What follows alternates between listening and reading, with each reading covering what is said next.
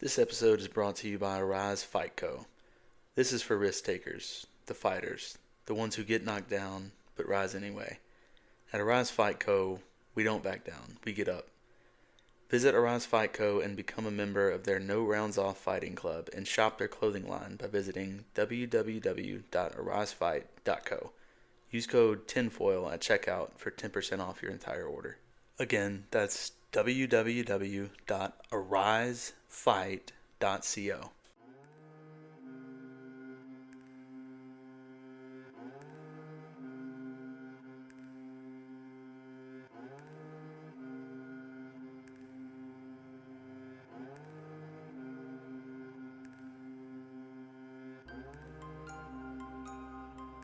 In the early morning hours of May 1st, 2010, 23-year-old Shannan Gilbert would unknowingly set off the first domino in a chain of events that would expose a monster's decade-long reign of terror. Her disappearance drew police to the swamps of Oak Beach, where they uncovered not just a body, but the trail of a modern-day serial killer. What they stumbled into was far darker, a web of corruption, cover-ups, and a conspiracy stretching nearly 20 years. Welcome to part 1 of our series on the Long Island serial killer. I'm Logan. I'm Ben. This is Tinfoil Talk. Shoo-wee. What an intro. Caliente, right? Dude, that was good stuff. That was pretty sweet. Yeah. I like that. So I've been wanting to cover this really since we started talking about doing a podcast. You drew me in pretty heavy. Yeah. Yeah. I'm so excited. That got me in. I'm pumped. Excited. I know nothing about it. I talked to my wife briefly about this man yesterday. She said she's familiar with that, Long Island serial killer name, but nothing past that. Did she give you the name? No. Okay. I do not know this person's name. Okay. Great. Yep. Great. Yep. All right. Beer-wise, looks like we're looking at a Land Shark Lager. Have you tried this for real? No, I have not. Okay, no, he was yanking my chain before we started recording. I sat it down. He's like, "Oh, I've tried honestly, this one." I thought of that. I was like, "What's gonna happen if we pull some random beer and the other one is like, oh, I've had this. This is great." I probably wouldn't say anything. Okay. Just give my, quote unquote honest reaction. Okay. Even though I know what to expect. But yeah, Land Shark Lager. I believe it's brewed. Yep, St. Louis, Missouri. Margaritaville Brewing Company. I'm sorry. Island style lager. That's kind of fitting. Mm-hmm. I went lighter because we talked last week about the beers in the past. They've all been ales or they've all been dark, kind of heavier. Mm-hmm. So I went a little lighter. Maybe one we can put away a little quicker. Puts me in mind of like a Corona, perhaps. Yeah, clear bottle, light colored lager. Very islandy. Got the shark with the palm trees. We got 4.8% on the alcohol. Yep, they're pretty low. I have an expectation for what this is going to taste like. And it's leading me... Oh, he just did a smell. I did a smell. I think this is going to be right up my alley. This is giving me big time, like Mick Ultra, maybe Corona, something a little more sour. Maybe... I'm going like more Modelo. It has a very similar look to Modelo. Maybe it's a little darker than Corona. Yeah. You want to go first, or you want I'll go first. It smells great. My hopes are so high right now. Okay.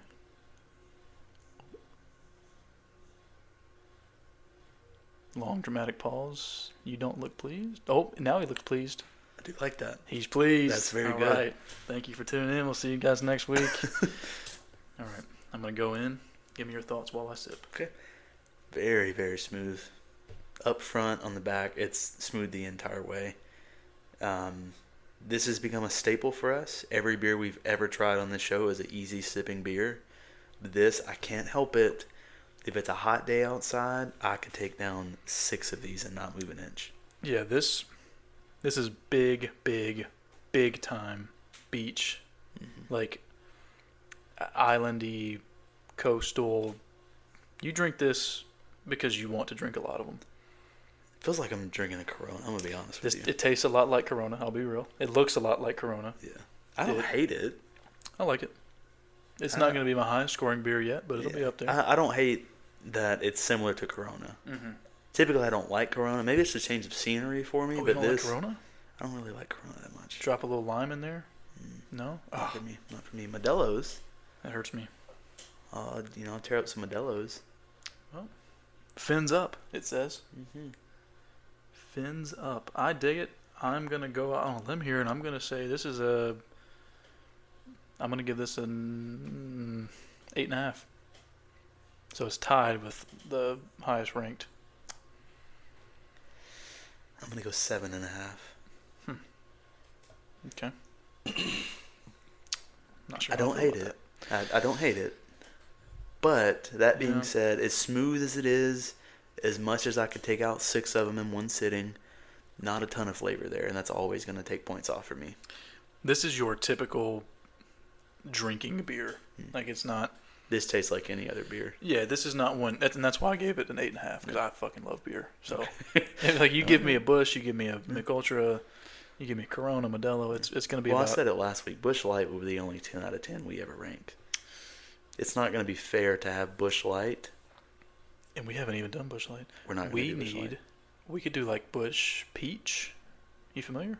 It's kind of like Busch Apple, but I'm not a big peach guy. I don't like peach. Jesus Christ, man. What's up with this? Let's get started You with don't the like show. the apples. It's not that I don't like them. They're just overhyped. They're not as good as...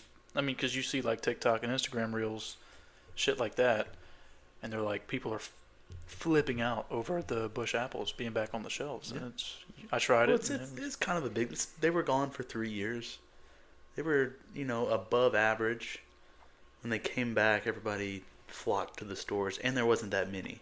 I mean, it's not like we're talking about the McRib here. An actual good... Now we're really gonna... I don't want to talk about the McRib. That's disgusting. Let's get into something that's even more disgusting. It's a good sandwich. It's not. All right, 8.5. Tell me about the Long Island serial killer. Shannan Gilbert was born in Jersey City, New Jersey on October 24th, 1986. She grew up in foster care and by all accounts endured a rough childhood. Though undiagnosed, it's believed she suffered from either bipolar disorder or schizophrenia. For a time, Shannan worked odd jobs and even pursued a dream of becoming a rapper. But to support her 2 sisters and her mother, she turned to sex work. Most of her clients came through Craigslist, and she often relied on her driver and bodyguard, Michael Pack, who was in reality also functioning as her pimp. I was going to make a comment, but No. I'll let you keep reading. From what I gather, sure, pimp. But driver and bodyguard? Yeah, I mean, they're not they're not exactly, their clients aren't celebrities. These are creepy dudes they're meeting on Craigslist, so they're not big time, It's just this guy's like, hey, I'll protect you in return. Give me a little bit of money for driving you around. Is what I gathered. I don't know the exact relationship. That has to be a pretty higher scale sex worker though. If you've got somebody driving you around. Yeah. Because usually, I wouldn't know personally. So yeah, you said you were going to keep on reading. So let's see what's up. Let's see what's next. Friends and family described Shannan as, quote, cautious but erratic, a mix that foreshadowed the night she disappeared. In the early hours of May 1st, 2010, Shannan and Michael Pack drove to a gated community in Oak Beach, Long Island, where she was scheduled to meet a client named Joseph Brewer. According to Pack, Shannan told him to leave, intending to stay for the night. So, Pack drove her to the client, Joseph Brewer. She told him, hey, probably going to stay here for the night. It's late. I didn't note it in here, the exact time, but I think she got there at 2 a.m. thereabouts. So she just told him, go, I'm sleeping here tonight. Come pick me up in the morning, basically. Yeah. I have a feeling that's not going to be a wise decision, unfortunately for her. But at 4:51 a.m., Shannan made a frantic 911 call claiming, quote, they're trying to kill me. Someone is after me, end quote. The call lasted 23 minutes. Police didn't respond for more than an hour. What? Yeah. The call lasted 23 minutes? Of 23 minutes of her making this claim, or she said this and then it was 23 minutes of silence? No, so the entire call, from the time she called 911 to the time the call dropped, was 23 minutes long. It took police an hour after the call ended to arrive at Joseph's house. So the entire 23 minutes was just her frantically... Yeah. just freaking out. I'm gonna put a clip of that call at the beginning of the show. Mm. We can listen to it later on if you'd like. It's pretty spooky shit. It's very scary, in fact. But to work as a dispatcher, hearing this woman frantic is an understatement. She was freaking out. Yeah, we'll have to play it for sure. Yeah. Here in a little bit. I want to hear it. Yeah, That's but, crazy. Yeah, like, and you're not in like a shitty part of town. This is a gated community. I mean, yeah, if she has it, like, again, I'll reiterate, if she has a driver and a bodyguard, she's I'm not going to say a high-class prostitute, but I'm not saying that either. I don't think she was. I'm Maybe not, like, elite, but when I think of a sex worker, you think, like, the first thing that comes to my mind isn't, like, oh, they have, like, bodyguards and personal drivers that drive them around. Yeah. Maybe. I don't know. I'm not. Well, this is 2010. This isn't, like, 1983. That's true. This is the most recent topic we've covered by far. Probably. Most of our others happened a long, long ago. Oh, the Dark Watchers. That's kind of... It spanned a long time, but there are modern-day sightings. That's true. But, yeah, I think you're kind of overestimating her status here. Like, sure... Could be. Yeah, it could be. She had a driver. She had a pimp, air quotes. But she's still meeting random guys on Craigslist to go and meet. So... Like I said, she's not servicing celebrities. She's meeting people online, and that's how she's conducting her business. Fair enough. Witnesses later reported seeing Shannan barefoot in panic, fleeing the house where Pat had dropped her off, pounding on doors and begging neighbors for help. The last time anyone saw her alive, she was running into the marshland behind Oak Beach, long before police arrived to respond to the haunting 911 call. Is it ever really explained why the police took so long? We'll get into it. Okay. We'll get into that. For sure. And shout out to dispatchers that actually care about their job. Yeah. Absolutely. I mean, that has to be just a crucial junction right there. It is a necessity by no stretch of the imagination. And it's probably also very stressful and very difficult to do. When you hear this call, like, imagine yourself as a dispatcher getting this call at 4 o'clock in the morning. Sheesh. Initially, police treated her disappearance as a routine missing persons case. They spoke with Michael Pack and Joseph Brewer, and then they largely forgot about her. Wow. Well, that's unfortunate and slightly annoying. That's an overarching theme with really a lot of serial killers that targeted sex workers. That was going to be my next point. Was multiple serial killers went after that demographic because they just... It sucks to say, but they just aren't really cared about by law enforcement. You like to think in the 60s, 70s, 80s, police, they took one look at a sex worker and were like, oh, missing person, whatever, who cares? You like to think that modern day, they've kind of evolved beyond that, but this is 2010. They clearly haven't. I would love to think that, but, I mean, it's still happening in the... I don't know, modern day, especially in these big cities, maybe in a smaller town like here, if that happened. Yeah. I mean, we don't really have sex workers here, I wouldn't imagine, but if it did happen, it'd probably be big time news. But you go to a city, I mean, this is New Jersey. Yeah. Jersey City. It's a popular area, millions of people. Yeah. It's easier for them to just say, oh, that's a sex worker. She probably ran away. Yeah, or she's probably just went somewhere else. Yeah. Yep.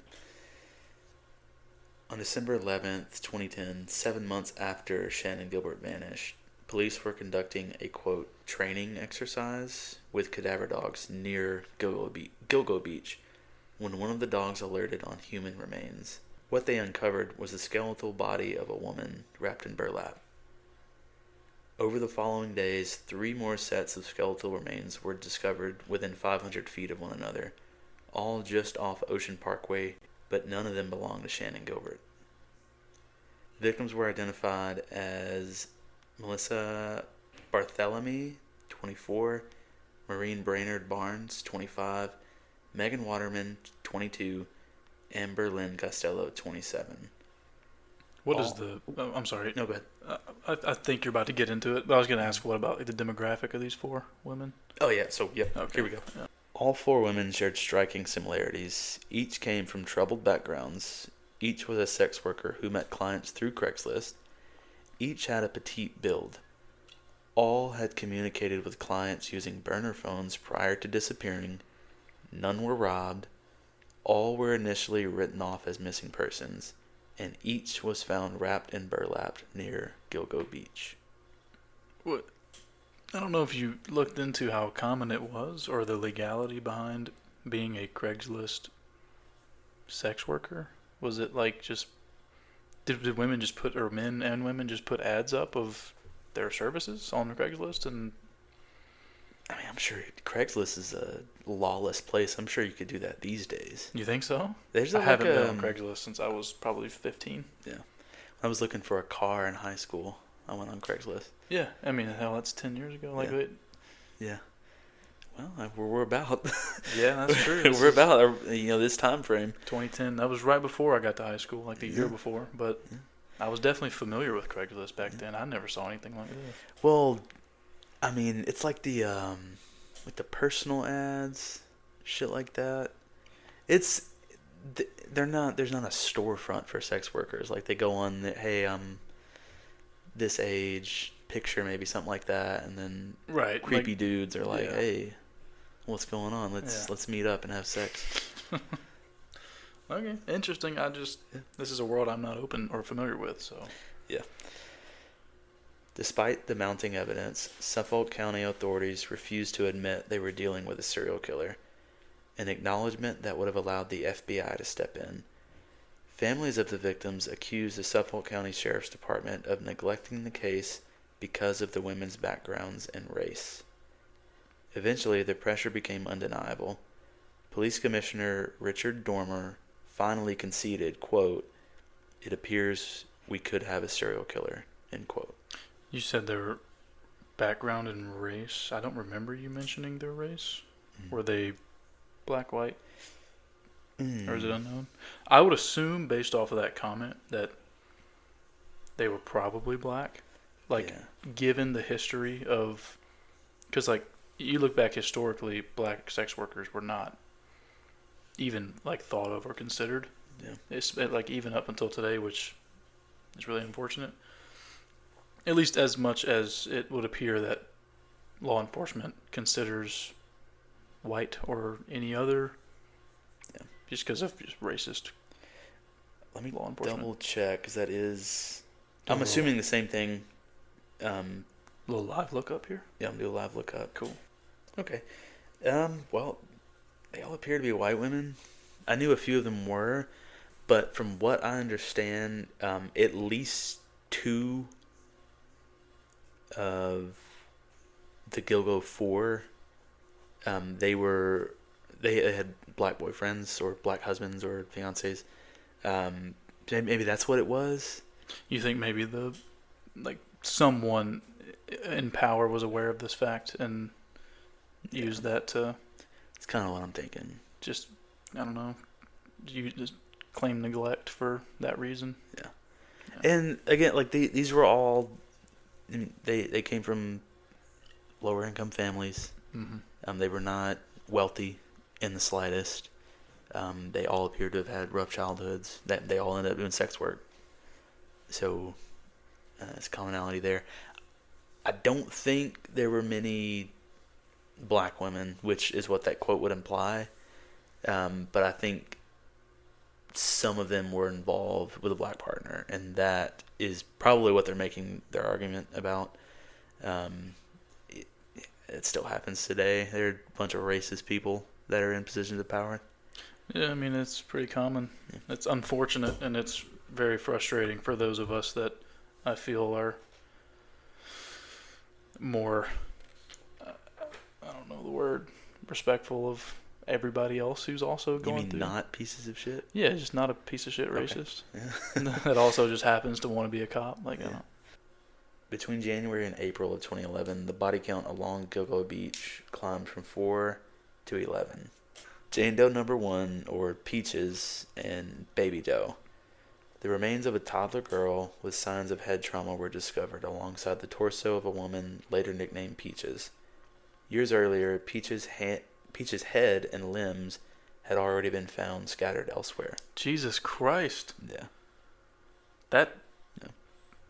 that got pretty wicked almost immediately. We're only going to get worse from here. I don't like the nicknames. Peach's, she had a peach tattoo on her torso. Okay, but I feel like that's a pretty common, like, sex worker name. Like Maybe, but okay, I'll cut them slack here. So were they not identified, I guess is my point? No, yeah, so Okay. She got the name Peaches because all they had to go off of was, we have a torso with a peach tattoo on it. Sheesh. So, and then poor freaking baby, man. the baby. Yeah. God bless. Yeah. It's ridiculous. Jessica Taylor, back in 2003, her torso had been discovered in Manorville, New York. But it wasn't until 2011 when police found her head and arms near Gilgo Beach that she was finally identified. So they went from a lone torso in 2003, and then 8 years later, they were able to identify who she actually was. Jesus. Shout out to DNA evidence, I guess. Yeah. Or DNA matching. Because if it weren't for that, I mean, you go back 50, 60 years, half of these would go unsolved, if not all of them, because DNA evidence just wasn't around. Then we have Valerie Mack. Her story mirrored Jessica Taylor's. Valerie's torso was discovered years earlier, also in Manorville, but she wasn't positively identified until her remaining body parts surfaced at Gilgo Beach. So we have 2 victims that have remains in both Manorville and Gilgo Beach. The trouble is, sorry to cut you off, the trouble is these 2 were not found wrapped in burlap. They were exposed, like, They were exposed to the elements. Just scattered body parts. I was going to ask, how far away are we talking? Like Manorville and Gilgo Beach? It's a great question. I didn't look that up either. I'm assuming it is on Long Island because this whole thing takes place on Long Island. I'm guessing it's probably really close. Yeah, I'm sure. I didn't know if this was something where, like, it's just a few miles, or is it like a half-day trip? Like, what we? I'm assuming it's on Long Island. Is my guess. Okay. Then we have John Doe. Oh. Yes, we have a man, an unidentified Asian man dressed in women's clothing. There was no ID, no missing persons match, and no clear cause of death. He did not fit the burlap bag pattern either. So we could be on the fence here if this is the same killer, or do we just have a motive that's completely out of thin air? I think at this point, with 11 bodies that, for the most part, don't share an MO, the belief is they have found dumping grounds of multiple murderers. But still, you have the Gilgo 4, who they were all strikingly similar, as we said, and they were all found wrapped in burlap. That's a serial killer. For sure. Never mind the other 8 bodies or the other 7 bodies you find. That right there tells you you have at least one serial killer. Yeah. What is it? 3 or more makes you a serial murderer? Right? Or 2? Is it 2 or more? 3 or more? I think it's 3. 3? I think it's 3. Sheesh. Is there any like evidence of sexual assault on any of these victims? Like, because we're now men and women victims. Yeah. So is there any evidence of that, or no? No. Interesting. Okay. Let's see. We have an unidentified Jane Doe, number 3. A skull was found at Gilgo Beach. Other body parts belonging to her had been located years earlier in different places. So they don't even know who this woman is. She has scattered body parts all over Long Island. What the fuck is going on? Yeah. By this point, it was officially an absolute clusterfuck. That was the official report? Officially, that That's that was for me. But I don't know how else you would describe this. No, I would agree. So we have scattered remains, multiple jurisdictions, the possibility of more than one killer, and the victim pool so wide it defied logic. Nothing made sense, and Suffolk County wasn't done muddying the waters. Finally, we have Shannan Gilbert. Her remains were finally discovered, face up in the marsh, less than a quarter mile from where she was last seen. Her bones were scattered, and unlike the others, she wasn't buried or wrapped in burlap. Suffolk County ruled her death an accident, claiming she had a, quote, psychotic episode and ran into the marsh. But an independent autopsy ordered by her family suggested something far darker. Shannan Gilbert had been strangled. It was ruled, you say her bones were scattered, as implying that she decomposed, and then, or implying that she was like chopped up. They never say either way. If we're talking skeletal remains, it's feasible animals or just exposure. Yeah. I mean, if she decomposed and she was just bones, then they may fall apart. But. Yeah. I don't think it's ever said whether they believe she was cut up. I'm going to say they didn't believe she was cut up if they ruled she died of a psychotic episode. So my guess is she decomposed to the point where her bones were just scattered by animals in exposure. But then at that point, how do they determine that she was strangled, I wonder? Like if you're just maybe, I don't know. I didn't add it, but there was a certain bone in the neck that was broken that almost exclusively only breaks if someone has been strangled. Interesting. Yeah. Okay. So her family ordered this independent autopsy because Suffolk County said, oh, she had a psychotic episode. Remember, we said she was undiagnosed, either bipolar or schizophrenic. Mm-hmm. It was too easy for them to just slap a label on it and close off the case. Well, yeah, I mean, you look at it for them. Yeah. We have a sex worker who's got mental issues. Mm-hmm. She's found dead. Let's just chalk it up to a crazy psychotic break, case closed, and we've solved another one, boys. Good. Congratulations. Exactly right. That's exactly how they looked at it, I guarantee it. Yep. And with that, we reach a brick wall.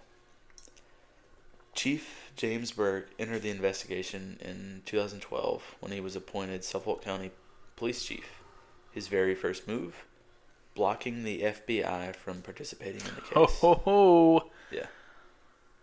Why would you want to do that? It's a great question. That's pretty fucking stupid. We'll get into James Burke more in part 2. He's a real big piece of shit. That's about all I'll say on James Burke for Lisk Part 1. But yeah, the first thing you do when you enter a case is ask the FBI. Not ask, tell the FBI, take a hike, get the fuck out of here. Do you not? So I may be misconstrued here. I was under the impression that if the FBI wants to interject and step in and take over an investigation, they can. Was this the case where maybe this James Burke guy was like, yeah, no, we don't want you here. And they were like, okay, whatever, fuck you. So, could be mistaken. All of the knowledge I have on this comes from Mindhunter. 10 out of 10 Netflix show, by the way. Wonderful. Watch Mindhunter. This is my official plea to have them start it back up and make a season 2. Hang it up, buddy. It's not happening. I know it's not happening. It's not happening. I pray every night, but it's not happening. From what I took away from Mindhunter, if like the local police tell the FBI like this is you're in our jurisdiction, we have this one, and something else that'll make sense here soon. We'll add on to that, but the FBI can interject until the local police say this is our jurisdiction and we don't need your help. I thought it was the opposite. Like, I thought once the FBI stepped in, because they're federal. Like, there's nowhere on U.S. soil that isn't technically their jurisdiction. So you remember what I said? Suffolk County Sheriff's Department was originally skeptical about calling this a serial killer. Because when you label it a serial killer, the FBI has open jurisdiction. Yes. They can step in. I don't want to say it, so let me just keep on reading. You keep on reading. Okay. You keep on reading. Yes, James Burke blocked the FBI from participating in the case. There was no explanation, no justification, just a complete refusal to cooperate with federal authorities. Immediately, rumors began to swirl. Was Suffolk County hiding a cover-up?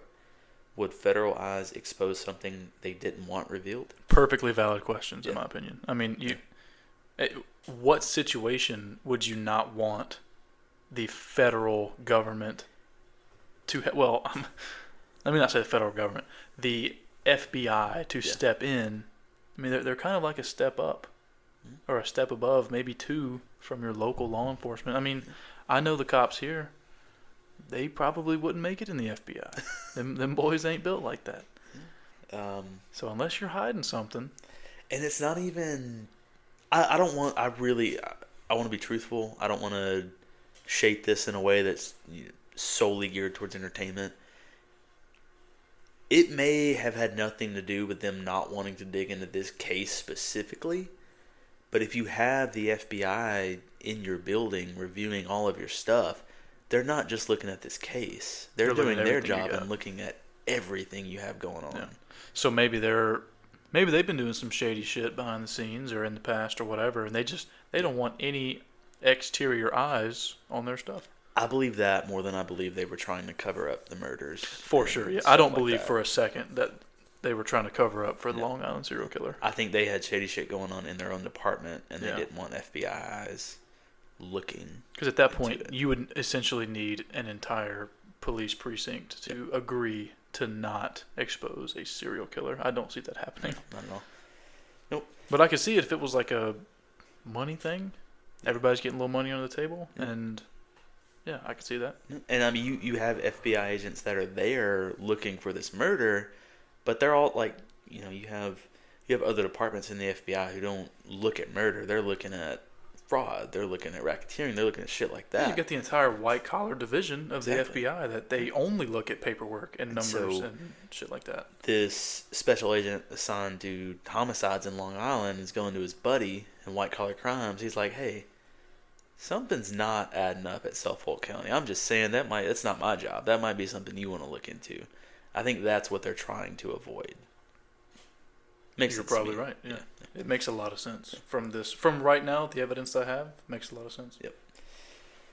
Then there was Dr. Peter Hackett, Suffolk County's former emergency services director.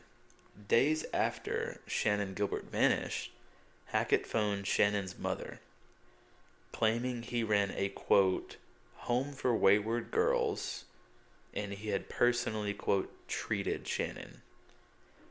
Later, Hackett publicly denied making that call, but when Shannan's family filed a wrongful death lawsuit, phone records proved that he had lied. Still, Hackett won the lawsuit, and Suffolk County never even interviewed him pertaining to Shannan's death. So, somebody, this feels like it's higher up than the police, like your local beat cops or whatever, ground pounders. It seems like somebody at the top level of Suffolk County is pulling some strings to keep certain people and certain departments out of the spotlight. That's exactly what I picked up. It's like they just want this to go away. Yeah. Like they're like, nope, we're ruling this as accidental death, whatever, go away. It's over. They're wanting everyone to be like, oh, these are just some sex workers. Yeah. Who fucking cares? Like, let's move on. And everyone else is like, there are 11 dead people. Yeah, these are human on beings. The beach. These are human beings that are dead, and you don't want, like, you're the police. That's what you're here to do. You're here to protect and serve. You're doing the complete opposite. Secrecy didn't stop there. Police withheld critical evidence, phone pings, timelines, and more, not only from the public, but even from the victims' families. Shannan Gilbert's frantic 911 call from the night she disappeared wasn't released until 2022, over a decade later. I'm getting fired up. Yeah. What the fuck do you mean? They withheld phone pings, timelines? Like they purposefully withheld this stuff? The families got little to no information on how their family members died, any evidence. None of that was released to the families. Like I said, the phone call, we didn't have that until 3 years ago. This happened in 2010. And I guess I get that, like, from a trauma standpoint. Like, if there's no real reason to release that phone call, then I get not releasing the phone call. But withholding critical evidence, such as, like, phone ping locations, that's kind of inexcusable. That reminds me of, like, the Stephen Avery case. Kinda. Like, the cops just withholding information, possibly planning information, all that stuff. It's like these people are only making it worse for themselves. The cops, that is, not anybody else, the families. But these cops, like, you do all this shady shit, you're only hurting yourself. I don't have an explanation for any of this. I understand from a trauma standpoint, maybe the family shouldn't hear that phone call, but maybe I don't see a reason not to release it. if I don't that's- think the. Sorry, go ahead. I was gonna say I don't think the frantic phone call could really provide anything. Maybe some closure. No, not even that. Like, Well, if that's the last words that Shannon had ever spoken, as traumatizing as it is, I'm saying this from the comfort of Big Fat Media Studios, right? not in this position. I feel like I would want to hear that, just for me. I don't think I would. I wouldn't want to listen Maybe. to I don't know. like the last words of my loved ones being pure agony. Maybe you're right. Man, I mean, I don't But know though. the point is, the family should have had the option to say no. Yeah, for sure. Suffolk County shouldn't have been like, "Oh no, you are not going to get this." Yeah. And then the fact that they sued and lost the lawsuit. Or when this guy blatantly lied, when there's evidence that he lied. They proved that, and they didn't even get an interview. Yeah, there's some cover up going on. Yeah. They want this to go away, and they're doing whatever it takes to get it to go away. Over the years, the case was handed off to multiple investigators. Suffolk County never reached out to the media, never sought help from the public. At one point, they even backtracked completely, announcing they did not believe a serial killer was responsible at all, and that the murders weren't connected in any way. Yeah, they just want this to go away. Yeah.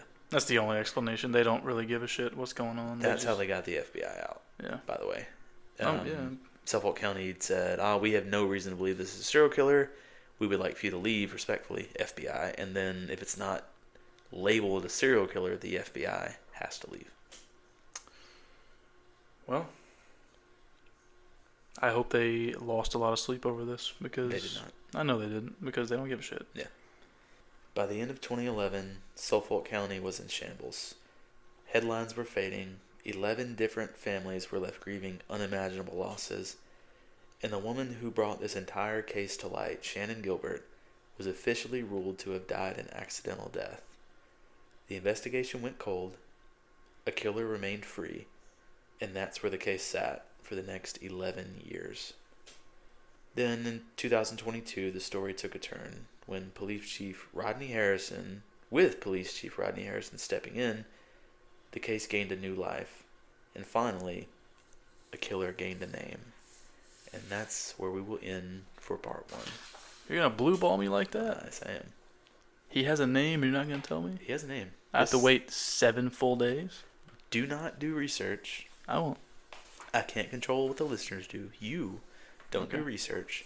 Yes, because sir. this man has a very public trial right now. It's happening right now as we speak. Is it? Yes. Okay. Don't- Yeah, I mean, if it happens accidentally, I can't stop it. However, it has never came up in the past, so I would be shocked if it comes up. That's true. That's where we are. It makes me itchy, the whole thing, because it seems like they could be doing a shit ton more to at least get closure for the families. You may not be able to figure out exactly who did it just yet, but you could at least look the family in the eye and say we're doing everything we can. It'd be different, like, because you mentioned the bone that's typically broken with strangulation. It'd be different if that was the only body. Mm-hmm. Like, if that was it, you've got 11. That you have a serial killer. Like, why are you saying that you may not? Or why are you saying these people accidentally died? Like, this is ridiculous. We talked about the white collar crime. I believe they said that solely to get the FBI out of their building. Yeah. To get them to stop helping because they knew they would find something. Yeah. Yeah. Exactly. That's all I think that was. I haven't decided if I'm going to mention it in part 2 with Burke. We may not even really get into him, so I'm gonna go ahead and say it. He is fired in 2016. Good. Because I'm gonna butcher this. He essentially beat up a guy that was in custody, and then he went out of his way to try to get that covered up, and then it didn't get covered up. So that's the thing with people like him. You more than likely were taught your whole life you can do whatever you want, and then just kind of bullshit your way out of it, or somebody's going to help you get out of it. And it probably worked for him, unfortunately, up until this point. So yeah, screw that guy. I hope he hears this, and I hope he knows how much I hate him. That's the problem. I think there are too many cops. And don't get me wrong, there are plenty of great cops out there. I think the majority are great, but they're far overshadowed by the shitty ones. Because the shitty ones make more of a wave. Yeah. Like if you're a bad cop, it's much more noticeable than if you're a good cop. Because the good cop is what's expected of you. Yeah. So when things get outside of expectations, that's when people start to take notice. I know a lot of them in Pulaski. There's a lot of good cops in Pulaski. There's great cops here. Yeah. Like. I don't know of any bad cops, to be honest. I knew some back in the day, like when we were in high school, but they're long gone. we won't mention those people. We won't say their names, but I remember one specifically, matter of fact. Yeah, absolutely. But yeah. There's plenty of cops that they just want to flash that badge and say, I'm a cop, and they just expect shit to go their way. And that's not what you should have decided to be a cop for. No, I mean, to me, if I was going to be a cop, like, you hear the term to protect and serve. Yeah. It's on, like, every cop car. Yeah. Like, that's your duty. Yes, your duty is to respond also to crazy shit. Yeah. Something pops off, there's a gunfight, somebody's being robbed, somebody's being beat up, you got to go take care of that too. Yeah. But also, old lady needs help crossing the street. Yeah. You should step up. That's what you're there for. Yeah. Whatever it is. You're here to serve. Yeah. That's what you're paid to do, is to look out for the citizens that live where you live. Suffolk County was not doing that from 2010 to 2022. It would appear so. Yep. And I like to believe there was some cops in there that, meant well, but they probably were threatened. Like, you got the group that they say, hey, if you say anything, like, we'll make your life hell. I feel like that's very real. Yeah, absolutely. Even in small towns like ours, like, if there are shitty cops at the top, like, the good cops they're getting pushed down. And I mean, like this James Burke guy, he's the police chief or commissioner, whatever you said he was. I mean, that's the head guy of the department. He's getting arrested for beating up a man in custody. Yeah. On fraud charges. I have no sympathy for any of these cops that were in the wrong here. And I'll hold my thoughts till the end of next week.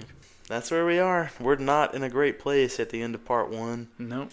I'm going to rein it all in for you nice next week. Put a nice bow on it. Well, as nice as it can be. 11 people are dead, so can't be too nice. We'll put it all together next week. What are your thoughts overall? Not just about the police, overall with the case so far? I think there's a chance that we have more than one killer. I don't have any evidence at all to support that. However, you get the burlap sack. You've got the not burlap sack. So and then you've got male John Doe. You've also got female Jane Does and female sex workers. It's kind of all over the place, to be honest. It's hard to pinpoint the type of person that this could be.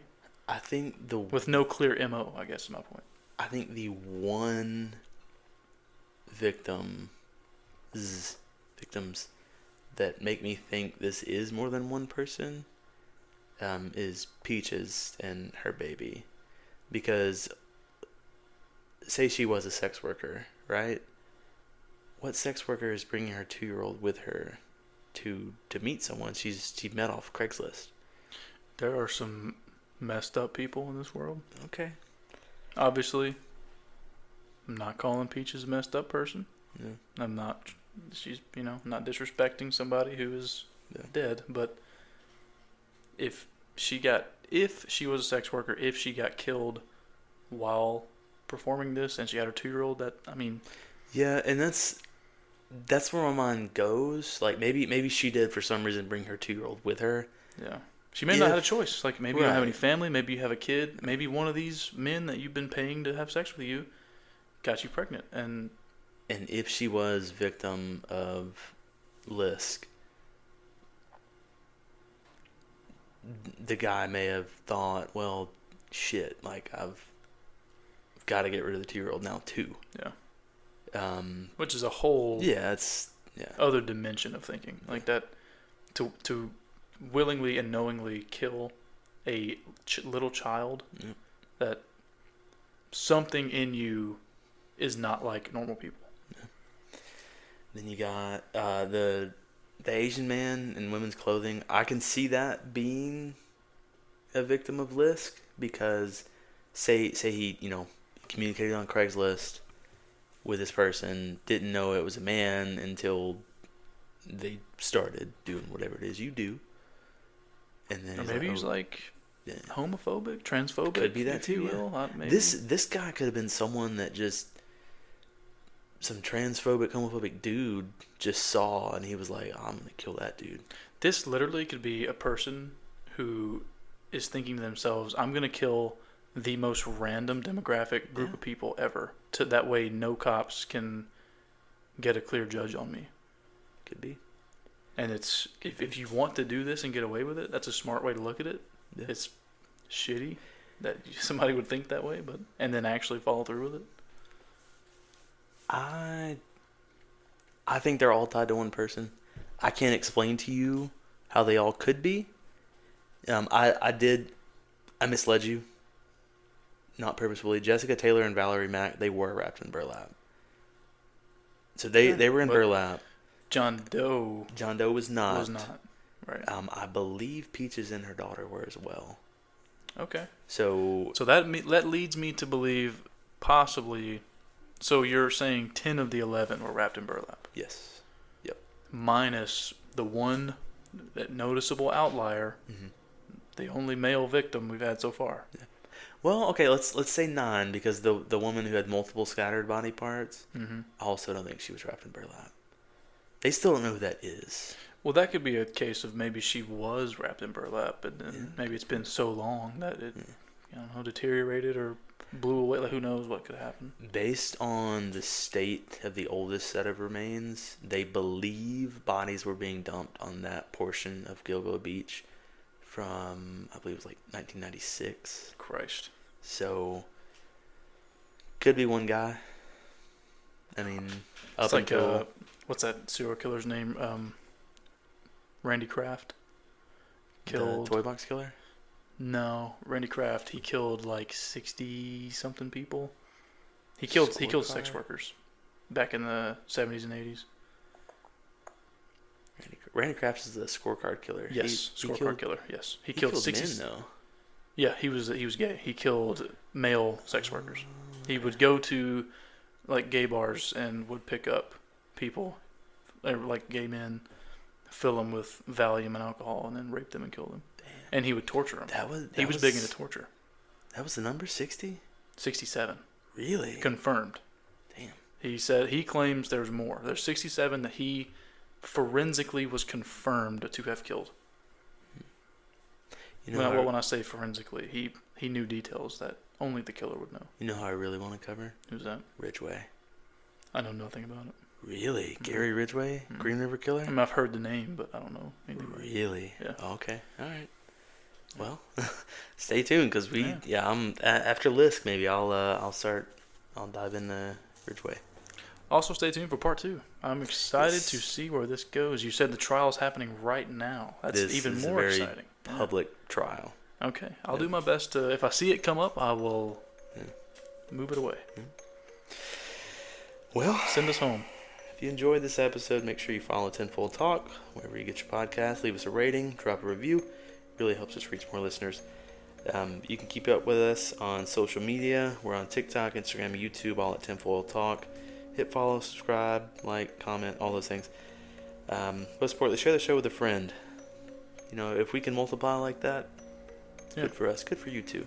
All we really want is for people to listen along and enjoy these insane topics we talk about. Yep, absolutely. Yep. Until next time, put on your tinfoil, grab a beer. This has been Tinfoil Talk. Love you, bye.